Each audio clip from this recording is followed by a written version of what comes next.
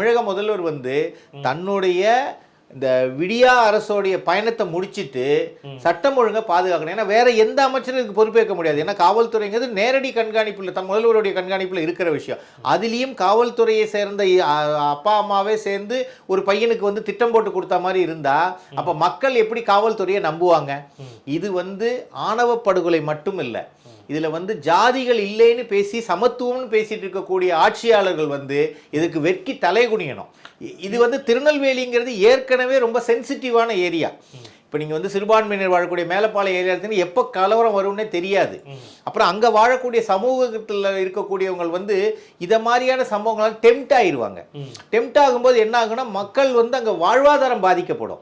ஒரு 144 போடுவாங்க ஒரு பகுதிக்கு. அப்போ அங்கே வாழக்கூடிய மக்களுடைய நிலைமை என்ன ஆகும்? ஒரு தனிப்பட்ட ஒரு விஷயத்துக்காக ஒரு ஜாதியும் ஒரு சமூகமும் ஒரு ஊருமே இன்னைக்கு பாதிக்கப்படுது. அப்போ அந்த பாதிக்கப்படுறதுல வந்து யார் இன்வால்வ் ஆயிருக்காங்க? தமிழக காவல்துறையை சேர்ந்தவங்களா இருக்கிறாங்க. அவங்களை சஸ்பெண்ட் பண்றதுனால ஒன்றும் பெரிய ரிசல்ட் வந்துரு போல. இது போன்ற நிகழ்வுகள் நடக்காம தடுக்க வேண்டியது காவல்துறை. காவல்துறையை கையில வச்சிருக்கக்கூடிய முதல்வர் வந்து தனி கவனம் செலுத்தணும்.